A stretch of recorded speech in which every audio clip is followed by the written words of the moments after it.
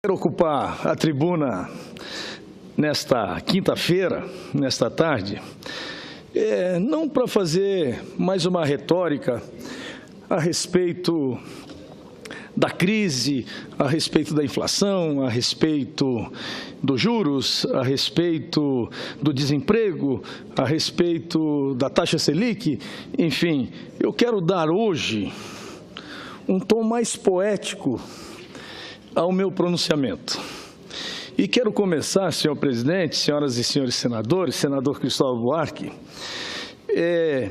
mencionando o seguinte: redes, barcos, o horizonte, o sol, o mar, a lua, a chuva e os ventos são os cenários e o instrumento de trabalho de um dos personagens mais importantes das nossas vidas, que é o pescador. Ontem, senador Cristóvão Buarque, foi o dia do pescador. E ontem, quarta-feira, foi um dia meio atribulado e eu não tive condições de prestar a homenagem a este trabalhador, que é quase um artesão, que tanto luta no seu cotidiano contra as adversidades da natureza e também da burocracia humana. Alguns pescadores e amigos pescadores, não só do litoral da minha Santa Catarina, mas de todo esse extenso litoral brasileiro, as minhas mais sinceras homenagens. Mais do que isso, as minhas palmas. Mais do que isso ainda, o meu reconhecimento e o meu agradecimento pela dedicação e pelo trabalho que fazem em prol do desenvolvimento de Santa Catarina e do Brasil. Mas, senhor presidente, não venho nesta tribuna apenas para falar poeticamente dessa profissão milenar. Como senador, é meu dever expressar a minha indignação, que já trouxe essa tribuna inúmeras vezes com as dificuldades pelas liberações das licenças para a pesca da tainha e no restante do país, em Santa Catarina e no restante do país. A pesca começou no dia 1º de maio, a pesca da tainha. E até agora foram liberadas apenas 40 licenças para todo o país, e somente 4 delas para Santa Catarina. Isso é inconcebível, senhoras e senhores senadores. Pela primeira vez em 70 anos, não há barcos industriais catarinenses em busca da pesca da tainha. Muitos barcos e centenas de pescadores continuam parados. Eu, há mais de 6 meses, venho alertando o governo sobre essa problemática. E o governo não fez a sua parte. Lamentavelmente, o governo não fez a sua parte.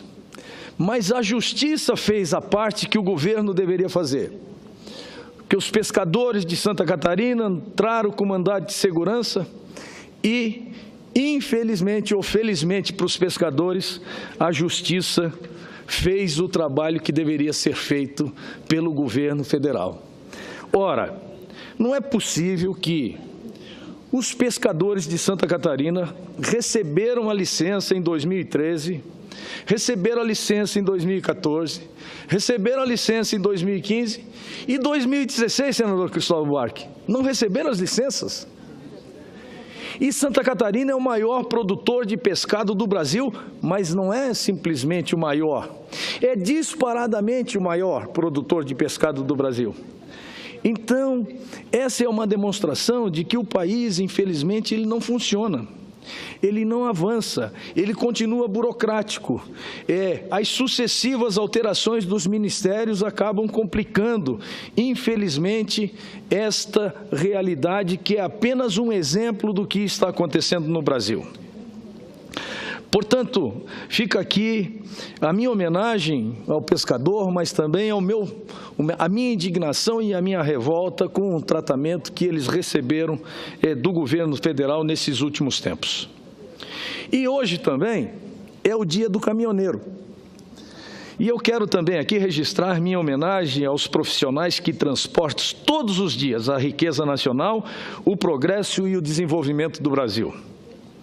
A profissão de motorista, a profissão de caminhoneiro requer dedicação, sacrifício no seu dia a dia para exercer essa importante profissão.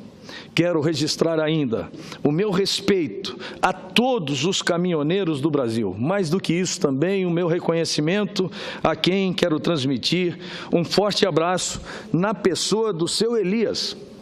Seu Elias, senador Cristóvão, senador Regufe, é o meu pai, que foi caminhoneiro, foi lavrador e foi caminhoneiro. Hoje está com 85 anos, mas ainda está com saúde em dia, está firme. É um dos maiores incentivadores da minha carreira, mas, sobretudo, estou me recordando de que há 20 e tantos anos atrás, quando resolvi ser candidato, senador Raimundo Lira, Vossa Excelência, que é o nosso presidente da Comissão Especial de Impeachment, só para mim concluir o meu pensamento, que eu tenho certeza que Vossa Excelência vai entender. Eu dizia que há 20 e tantos anos atrás, quando eu resolvi comunicar ao meu pai que eu iria ser candidato a vereador no município de São José, na Grande Florianópolis, ele, resumindo a nossa conversa, ele imediatamente me disse assim: meu filho, não faça isso, cuide da sua vida, cuide das suas coisas. Eu, nessa época, como administrador de empresa que sou, eu já estava bem encaminhado na iniciativa privada e já exercia um cargo extremamente relevante e promissor naquele momento. E ele me disse que, para mim não enfrentar esse desafio, porque o grande problema do Brasil era o setor público. E olha que o meu pai é um homem de pouco estudo, mas nem por ele ter pouco estudo, ele não tinha a sabedoria de 20 e tantos anos atrás de que o problema do Brasil era o setor público e hoje o problema do Brasil continua sendo o setor público. Veja só, senador Raimundo Lira, de tudo que nós produzimos hoje no Brasil, 50% disso ou mais, em alguns estados, em alguns municípios e até na União, mais de 50% vai para pagar salário de servidor público. Já começa por aí. E eu faço uma indagação. E os serviços oferecidos pelo setor público hoje? Francamente, são de péssima qualidade. E eu ouvi atentamente a parte que o senador Cristóvão Buarque fez ao belíssimo pronunciamento do senador José Medeiros, e ele abordou a questão das vinculações das despesas à inflação do exercício anterior. E disse que tem preocupação, inclusive, com a educação, da qual eu também tenho preocupação. E eu também sou favorável à vinculação das despesas às metas de inflação ou à inflação propriamente realizada do exercício anterior. Agora, eu quero fazer uma ressalva aí, senador Medeiros, que tem despesas e despesas. Nós temos que diferenciar despesas de investimento. Eu não defendo as despesas em saúde pública ou despesas em educação como despesa de diárias, despesas de veículos, despesa de passagem de aviões, enfim, despesas correntes, despesas de manutenção da máquina, de material de expediente e etc, etc. Porque nós não podemos enquadrar a saúde como uma despesa e vincular necessariamente, objetivamente, seus recursos à inflação do exercício anterior. Porque nós não estamos tratando de papel, nós não estamos tratando de meta, senador Raimundo Lira, nós estamos tratando, nesse caso, de vidas humanas. E nós não podemos tratar a vida humana meramente como um número, porque nós não somos números, nós somos humanos e, como tal, merecemos um tratamento diferenciado nessa questão. Bem, feito isso, eu concedo com muito prazer uma parte ao senador Raimundo Lira, que tem se destacado nessa casa e, sobretudo, agora está com uma árdua, porém honrosa missão de dirigir os trabalhos da Comissão Especial de Impeachment, que ontem chegou à conclusão de uma primeira fase com a oitiva das testemunhas de acusação da presidente da República, que está afastada. Meu amigo senador Dário Berger, Vossa Excelência abordou assuntos diversos e todos importantes na sua fala. Mas o mais importante de todos foi quando Vossa Excelência falou de seu Elias, não é? Porque aí me fez lembrar o meu pai, José Augusto Lira, conhecido pelos amigos como Zé Augusto. Meu pai, o início da vida dele foi como comerciante, mas aí, a partir de 1946, ele comprou o primeiro caminhão, um Chevrolet, que a gente chamava, eu era quase que recém-nascido, o Chevrolet cara branca ou canela fina? Chevrolet Brasil. Viu? E aí a vida dele todinha como comerciante, uma empresa de ônibus, armazéns, etc. e tal, mas ele sempre foi ligado ao caminhão. Ele sempre tinha os caminhões para transportar as mercadorias do comércio dele e sempre teve um carinho muito grande por essa atividade, né?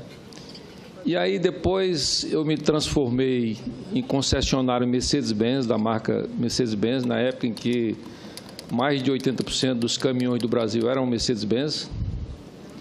E a maior clientela nossa, concessionária em Campina Grande e Goiânia, em Goiás, a maior clientela era de caminhoneiros, né? Os clientes mais fiéis, os mais amigos da empresa, os mais ligados e, sobretudo, os melhores pagadores.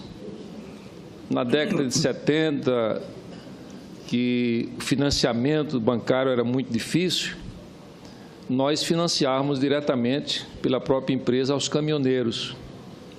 E nunca tivemos nenhuma dificuldade, nenhuma inadimplência com esses caminhoneiros. Às vezes acontecia algum acidente, né? A concessionária reformava o carro, financiava o serviço e os caminhoneiros sempre foram pessoas excepcionalmente bem pagadoras, corretas e fiéis. Fazia o nome da empresa por onde chegava, né? E aqui me fez lembrar também os taxistas. Nós tínhamos também concessionária de automóvel, Fiat e Volkswagen, e também financiava os taxistas. E esses eram também rigorosamente bons pagadores, né? Pessoas corretas, pessoas trabalhadoras, pessoas dedicadas. E isso fez com que a minha vida toda fosse ligada ao trabalho, ao labor, à produção, né?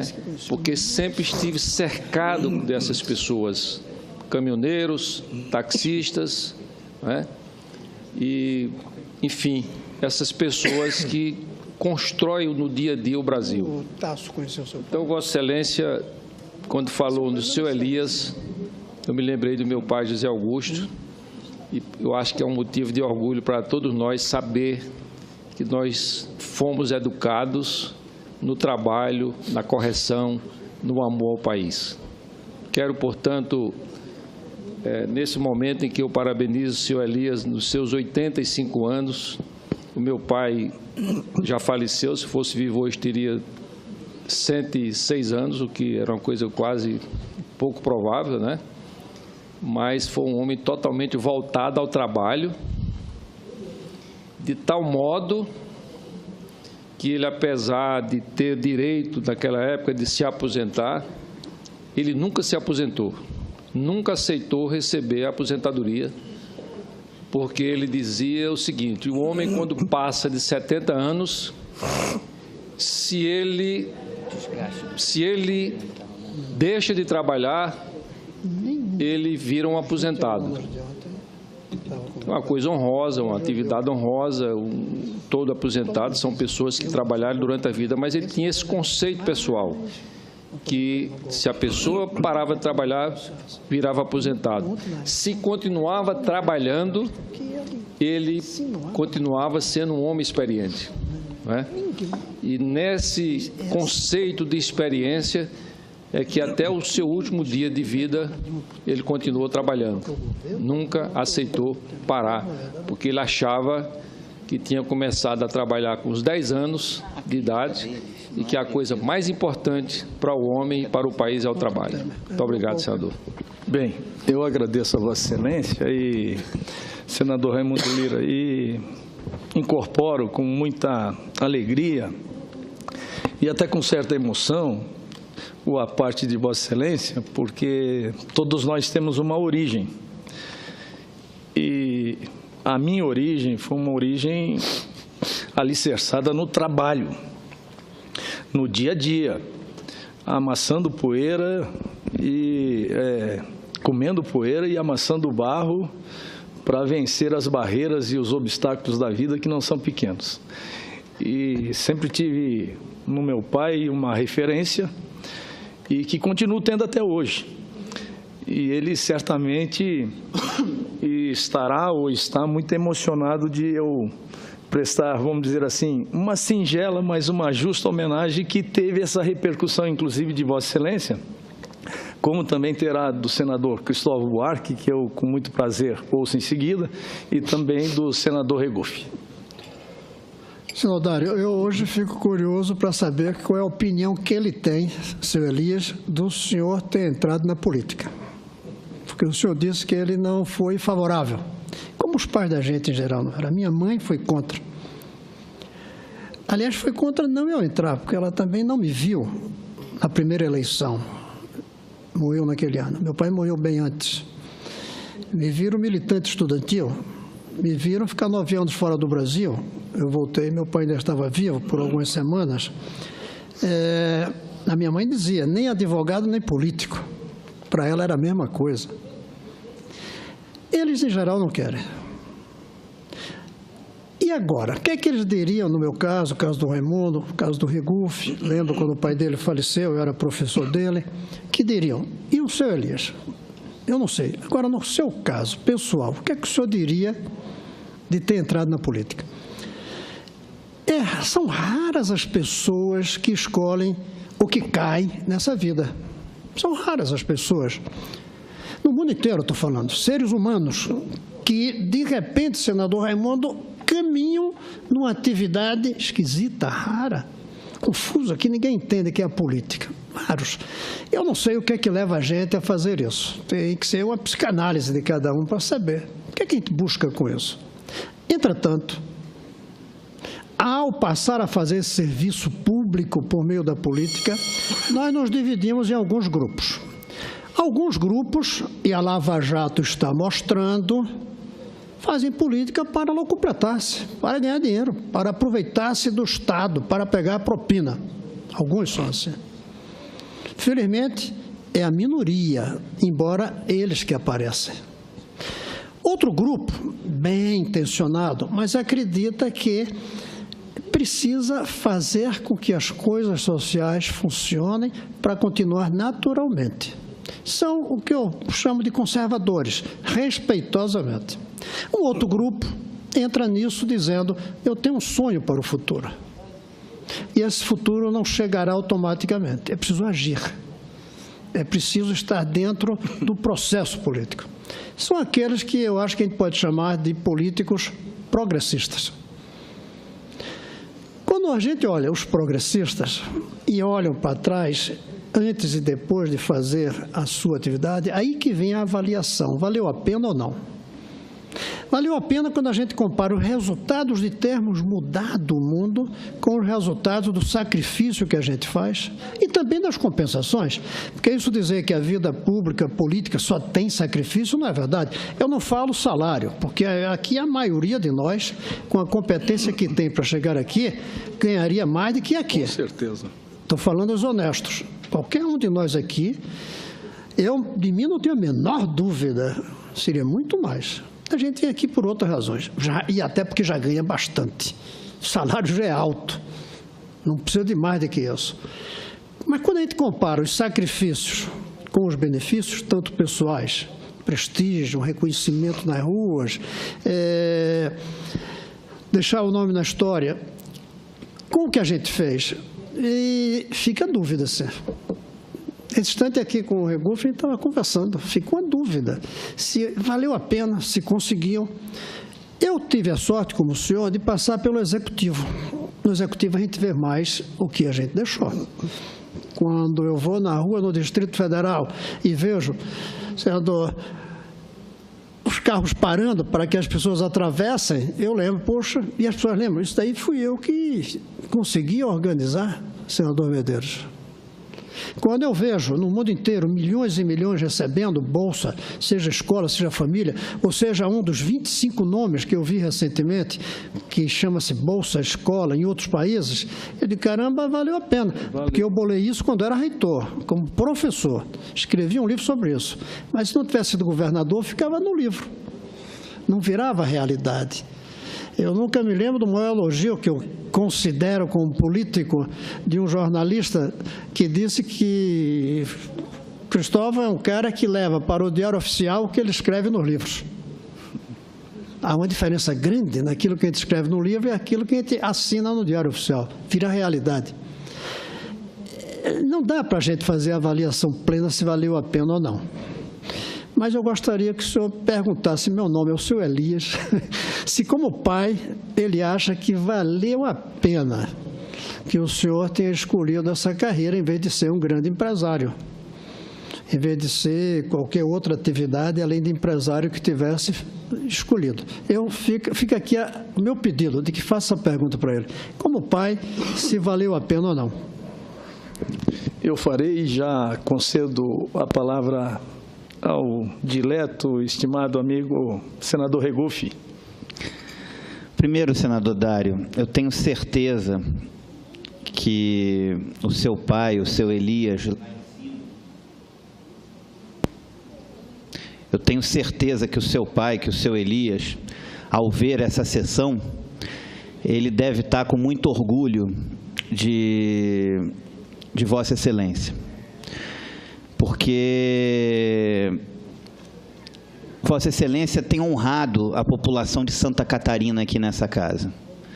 Tem feito um mandato preocupado com a população, com o cidadão. É sempre muito criterioso nas suas observações, nas suas argumentações. E ver Vossa Excelência falar aqui do seu pai, do papo com ele antes de entrar na política, veio aqui a lembrança do meu.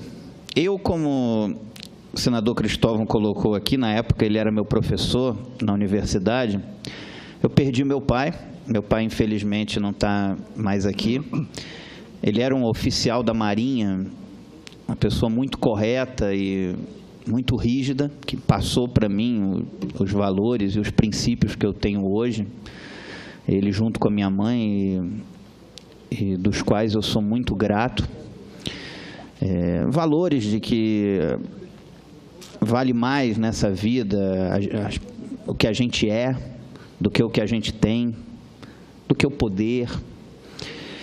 Mas seu pai, o seu Elias, deve estar muito feliz, inclusive com a discussão que Vossa Excelência colocou aqui.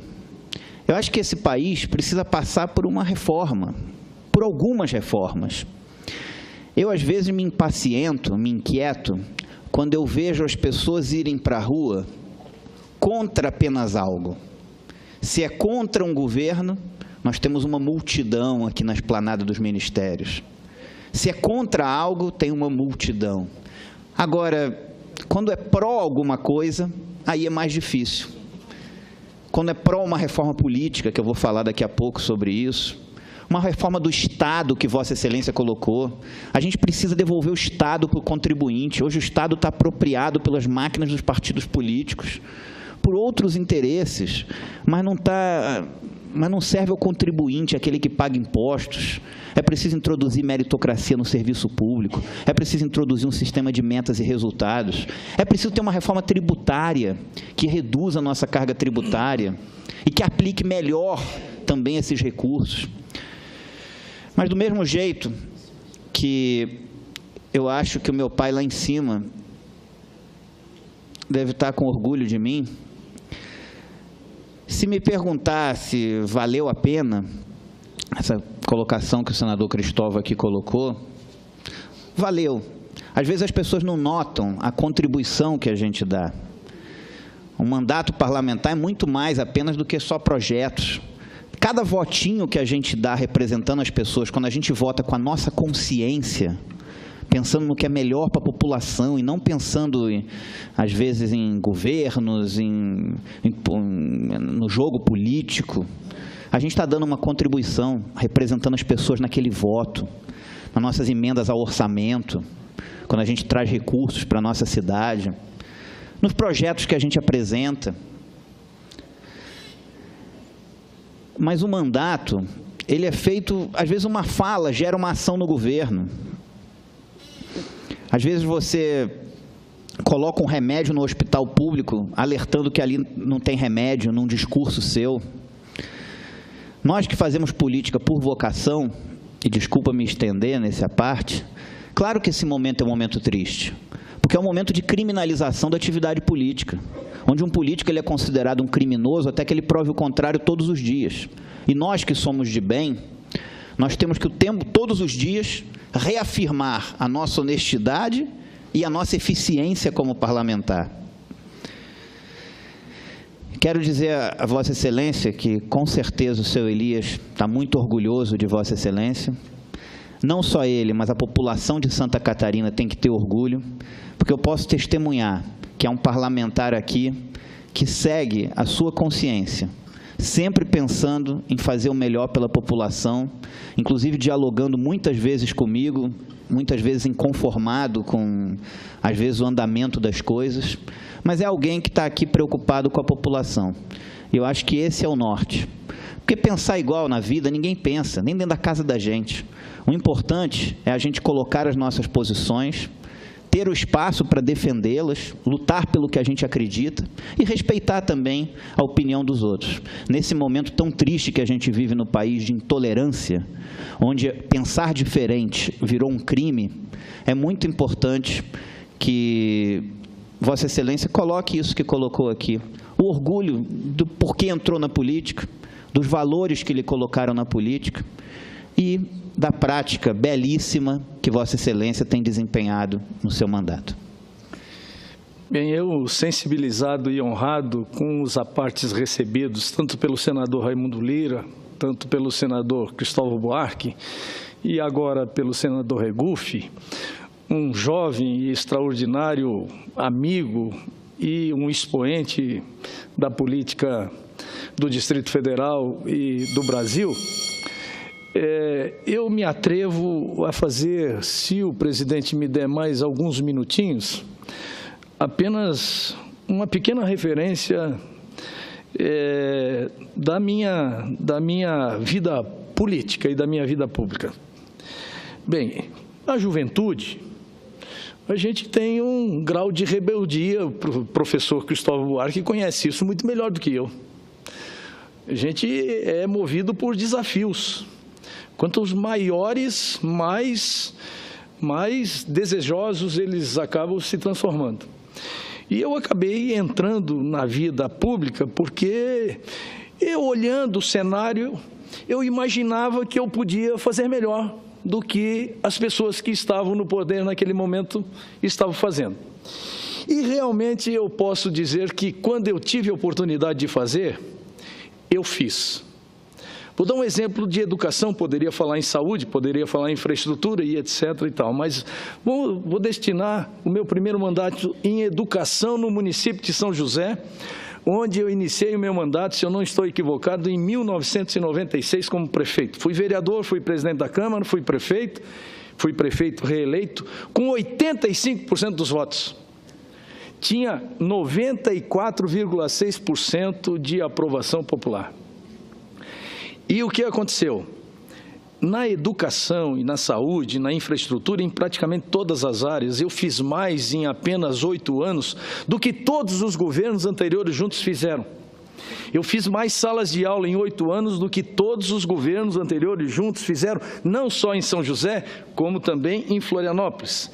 Eu fiz mais saúde, e eu precisaria de mais tempo para discorrer sobre esse assunto, mas eu construí UPAs, policlínicas, e para se ter uma ideia, em Florianópolis, nós tínhamos, quando eu assumi a prefeitura, nós tínhamos aproximadamente um pouco mais de 500 funcionários na área da saúde pública de Florianópolis. Quando entreguei com quase 3.000 funcionários.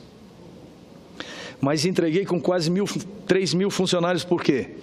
Porque os atendimentos, eles se multiplicaram. E nós, na nossa administração, nós não fizemos uma vez mais do que todos os governos anteriores juntos fizeram também.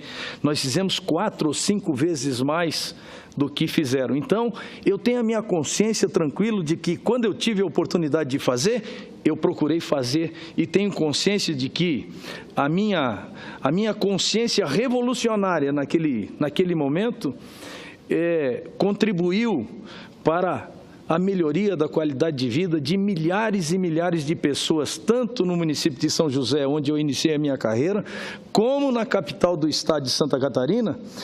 Tanto é que foram nesses municípios que o reconhecimento que recebi foram muito maiores do que os serviços que eu próprio prestei à comunidade. E foi, evidentemente, que através disso que hoje, com certeza, estou aqui no Senado Federal, não representando só esses 2 municípios, como a grande Florianópolis, mas o estado de Santa Catarina inteiro. Bem, dito isso, eu também queria abordar outros assuntos aqui, como logísticas, como reforma política, como vinculação de despesas pela inflação do exercício anterior, que são temas que nós temos que debater aqui mais profundamente. Mas eu queria ainda, nesses 2 minutos que me restam, e se Vossa Excelência me der mais 30 segundos, para abordar um tema que o senador Regufe vai abordar no pronunciamento que vai fazer em seguida. E eu estou me recordando, senador Regufe, senador Cristóvão, da última sessão do Congresso Nacional, que ela foi concluída lá pelas 4h30 da manhã, se eu não estou equivocado, onde apreciamos um número significativo de vetos.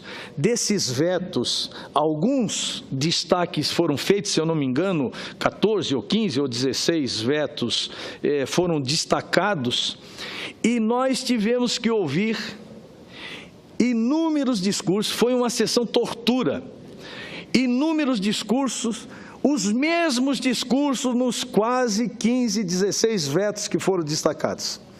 E tivemos a oportunidade de ouvir ali líderes deles mesmo.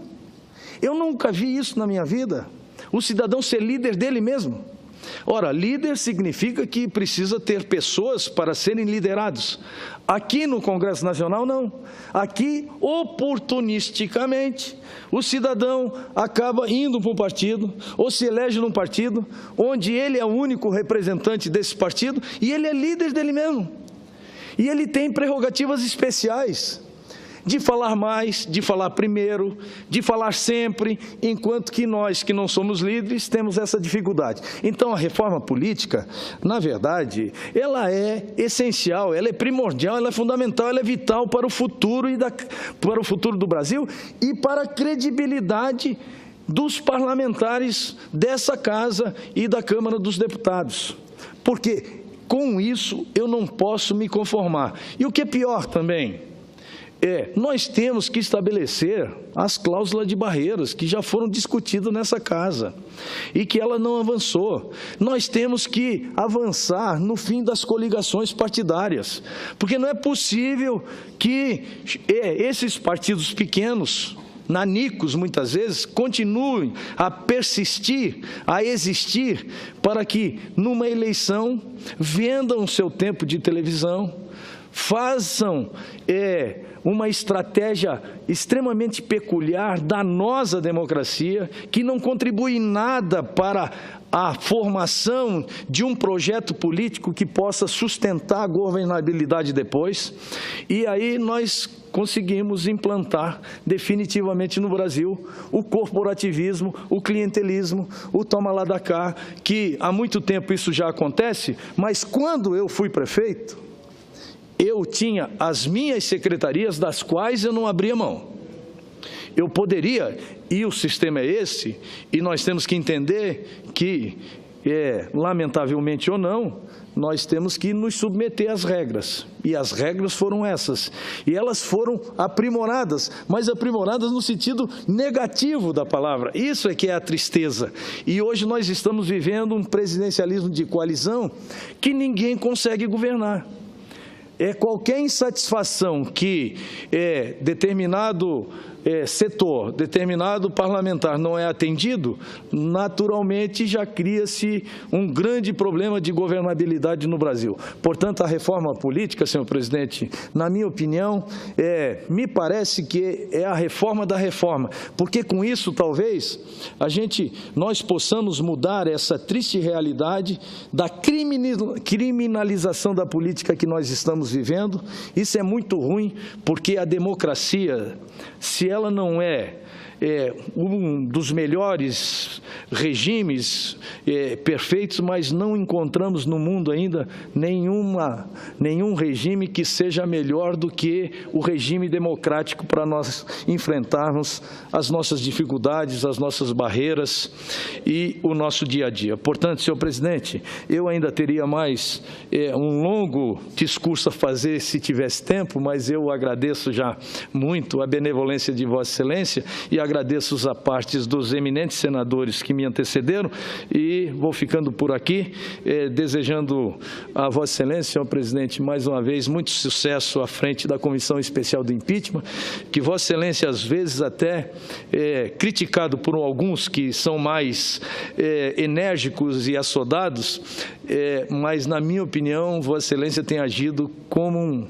um democrata, que está colocando o direito da defesa e da democracia acima de qualquer discussão política, não pairando nenhuma dúvida quanto aos encaminhamentos que Vossa Excelência tem dado àquela comissão. Portanto, mais uma vez, meus cumprimentos, meus parabéns pelo desempenho que Vossa Excelência tem demonstrado à frente da Comissão Especial de Impeachment. Muito obrigado, era isso que eu tinha a relatar.